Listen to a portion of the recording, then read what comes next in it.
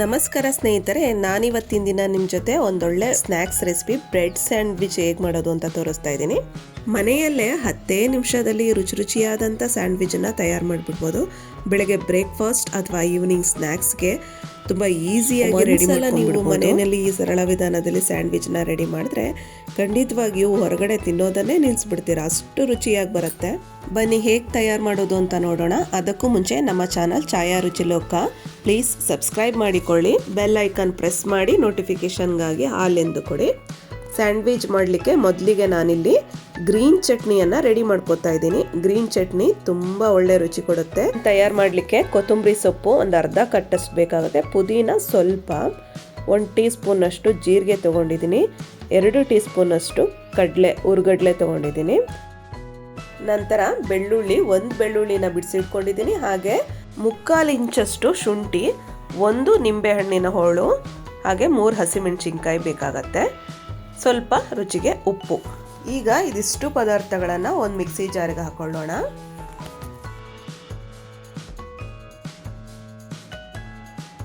ಅರ್ಧ ಹೋಳು ನಿಂಬೆಹಣ್ಣಿನ ಹುಳಿಯನ್ನು ಕೂಡ ಮಿಕ್ಸಿ ಜಾರ್ಗೆನೆ ಹಿಂಡ್ತಾ ಇದ್ದೀನಿ. ಇದಕ್ಕೆ ಸ್ವಲ್ಪ 1-2 ಟೀ ಸ್ಪೂನ್ನಷ್ಟು ನೀರು ಹಾಕೋತಾ ಇದ್ದೀನಿ. ಹಾಗೆ ಕೂಡ ಗ್ರೈಂಡ್ ಮಾಡ್ಕೋಬೋದು, ಇಲ್ಲ 1-2 ಟೀ ಸ್ಪೂನಷ್ಟು ನೀರು ಹಾಕೊಂಡು ಕೂಡ ಗ್ರೈಂಡ್ ಮಾಡ್ಕೋಬೋದು. ನೋಡಿ, ಉಪ್ಪು ಹಾಕೋದು ಮರ್ತಿದ್ದೆ, ಅದಕ್ಕೋಸ್ಕರ ಮತ್ತೊಮ್ಮೆ ಸ್ವಲ್ಪ ಉಪ್ಪು ಹಾಕಿ ಮತ್ತೆ ಗ್ರೈಂಡ್ ಮಾಡಿರ್ತೀನಿ. ನೋಡಿ, ಈ ರೀತಿ ಗ್ರೀನ್ ಚಟ್ನಿಯನ್ನು ರೆಡಿ ಮಾಡ್ಕೋಬೇಕಾಗತ್ತೆ. ಈಗ ಒಂದು ಮಿಕ್ಸಿಂಗ್ ಬೌಲ್ ತಗೊಳ್ಳೋಣ. ಅದಕ್ಕೆ 1 ಕಪ್ಪಷ್ಟು ಈರುಳ್ಳಿ ಹಾಕೋತಾ ಇದ್ದೀನಿ, ಕ್ಯಾಪ್ಸಿಕಮ್ 1/2 ಕಪ್ ಹಾಕೋತಾ ಇದ್ದೀನಿ, ಟೊಮೊಟೊ ಅದನ್ನು ಸ್ವಲ್ಪ ನೀರು ಹಿಂಡಿ ತೆಗೆದುಕೊಳ್ಬೇಕಾಗತ್ತೆ, ಅದು ಅರ್ಧ ಕಪ್ ಹಾಕೊಂಡಿರ್ತೀನಿ, ಕ್ಯಾರೆಟ್ ತುರಿ ಕೂಡ ಅರ್ಧ ಕಪ್ ಹಾಕೊಂಡಿದ್ದೀನಿ, 4 ಸ್ಪೂನ್ ಮಯೋನೀಸ್ ಹಾಕೊಂಡಿದ್ದೀನಿ, ಹಾಗೆ ಅರ್ಧ ಟೀ ಸ್ಪೂನ್ನಷ್ಟು ಮೆಣಸಿನ ಪುಡಿಯನ್ನು ಹಾಕೋತಾ ಇದ್ದೀನಿ. ರುಚಿಗೆ ಅರ್ಧ ಟೀ ಸ್ಪೂನ್ನಷ್ಟು ಉಪ್ಪು ಹಾಕೋತಾ ಇದ್ದೀನಿ. ಮಯೋನೀಸ್ನಲ್ಲೂ ಕೂಡ ಉಪ್ಪಿರುತ್ತೆ, ಅದಕ್ಕೋಸ್ಕರ ನೋಡಿ ಹಾಕೋಬೇಕಾಗತ್ತೆ. ಒಂದು ಅರ್ಧ ಟೀ ಸ್ಪೂನ್ನಷ್ಟು ಹಾಕೊಂಡ್ರೆ ಸಾಕಾಗತ್ತೆ. ಈಗ ಇದಿಷ್ಟನ್ನು ನೀಟಾಗಿ ಮಿಕ್ಸ್ ಮಾಡ್ಕೊಳ್ಳೋಣ. ನೋಡಿ, ಹೀಗೆ ಮಿಕ್ಸ್ ಮಾಡ್ಕೊಂಡಂತ ಮಿಶ್ರಣದಲ್ಲಿ ಕ್ರೀಮಿ ಟೆಕ್ಸ್ಚರ್ ಇರಬೇಕು. ಹೀಗೆ ಇರಲಿಲ್ಲ ಅಂದ್ರೆ ಮತ್ತೆ ಸ್ವಲ್ಪ ಮಯೋನೀಸ್ನ ಆಡ್ ಮಾಡ್ಕೋಬೇಕಾಗತ್ತೆ. ಈಗ ಬ್ರೆಡ್ ಸ್ಲೈಸಸ್ ಗಳನ್ನ ತಗೊಳ್ಳೋಣ. ಈಗ ಇದಕ್ಕೆ ಗ್ರೀನ್ ಚಟ್ನಿಯನ್ನ ಅಪ್ಲೈ ಮಾಡೋಣ.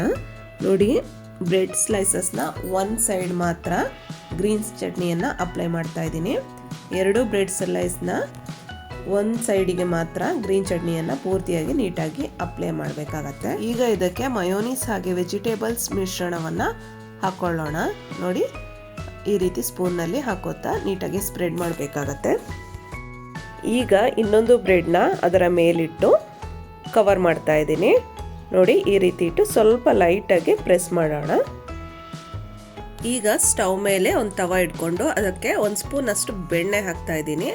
ನೋಡಿ, ಬೆಣ್ಣೆ ಇಲ್ಲ ಅಂತಂದರೆ ತುಪ್ಪ ಕೂಡ ಯೂಸ್ ಮಾಡ್ಬೋದು ಅಥವಾ ಎಣ್ಣೆ ಕೂಡ ಯೂಸ್ ಮಾಡ್ಬೋದು. ಈಗ ಮೊದಲೇ ರೆಡಿ ಮಾಡಿಟ್ಕೊಂಡಂಥ ಸ್ಯಾಂಡ್ವಿಚನ್ನು ಇದರಲ್ಲಿ ಇಟ್ಕೊಂಡು ಅದನ್ನು ಚೆನ್ನಾಗಿ ಫ್ರೈ ಮಾಡಬೇಕಾಗತ್ತೆ. ತುಂಬ ಹೊತ್ತೇನು ಫ್ರೈ ಮಾಡೋ ಅವಶ್ಯಕತೆ ಇಲ್ಲ, ಒಂದು 30 ಸೆಕೆಂಡ್ ಆದರೆ ಸಾಕು, ಅದು ಒಳ್ಳೆ ಕಲರ್ ಬಂದಿರುತ್ತೆ. ಮೀಡಿಯಮ್ ಫ್ಲೇಮಲ್ಲಿ ಒಂದು 30 ಸೆಕೆಂಡಿಂದ 1 ನಿಮಿಷಗಳ ಕಾಲ ಬೇಯಿಸ್ಕೊಂಡು ಅದನ್ನು ನೆಕ್ಸ್ಟ್ ಟರ್ನ್ ಮಾಡಿ ಹಾಕೊಳ್ಳೋಣ. ನೋಡಿ, ಎಷ್ಟು ಒಳ್ಳೆ ಕಲರ್ ಬಂದಿದೆ. ಈ ರೀತಿ ರೋಸ್ಟ್ ಆಗಿರಬೇಕು, ಆವಾಗ ಅದು ಕ್ರಿಸ್ಪಿಯಾಗಿ ಬಂದಿರುತ್ತೆ. ಇನ್ನೊಂದು ಸೈಡಿಗೂ ಕೂಡ ಸ್ವಲ್ಪ ಬೆಣ್ಣೆ ಹಾಕ್ತಾ ಇದ್ದೀನಿ. ಬೆಣ್ಣೆ ಹಾಕೊಂಡ್ಬಿಟ್ಟು ಸ್ಪೂನ್ನಲ್ಲಿ ಇದನ್ನು ಸ್ವಲ್ಪ ರೊಟೇಷನ್ ಮಾಡೋಣ. ನೋಡಿ, ಈ ರೀತಿ ರೊಟೇಷನ್ ಮಾಡೋದ್ರಿಂದ ಅದು ಈವನ್ ಆಗಿ ರೋಸ್ಟ್ ಆಗುತ್ತೆ. ಇಲ್ಲ ಅಂದರೆ ಒಂದು ಕಡೆ ಸೈಡು ಬ್ರೆಡ್ಡು ತುಂಬ ರೋಸ್ಟ್ ಆಗಿರುತ್ತೆ, ಒಂದು ಕಡೆ ವೈಟಿಗೆ ಹಾಗೆ ಇರುತ್ತೆ. ಈಗ ನೋಡಿ, ಚೆನ್ನಾಗಿ ರೋಸ್ಟ್ ಆಗಿದೆ. ಇದನ್ನು ಒಂದು ಪ್ಲೇಟಿಗೆ ಎತ್ತಿಟ್ಕೊಳ್ಳೋಣ. ನೆಕ್ಸ್ಟ್ ಇದನ್ನು ಟ್ರಯಾಂಗಲ್ ಶೇಪಲ್ಲಿ ಕಟ್ ಮಾಡ್ಕೊಳ್ಳೋಣ. ನೋಡಿ, ಈಗ ಸ್ಯಾಂಡ್ವಿಚ್ ರೆಡಿಯಾಗಿದೆ, ಪರ್ಫೆಕ್ಟ್ ಆಗಿ ಬಂದಿದೆ. ನೋಡ್ತಾ ಇರ್ಬೋದು, ಒಳಗಡೆ ಕ್ರೀಮಿ ಟೆಕ್ಸ್ಚರ್ ಇದೆ, ಸಾಫ್ಟ್ ಆಗಿದೆ, ಆದರೆ ಹೊರಗಡೆ ಲೇಯರು ತುಂಬ ಕ್ರಿಸ್ಪಿಯಾಗಿ ಬಂದಿದೆ.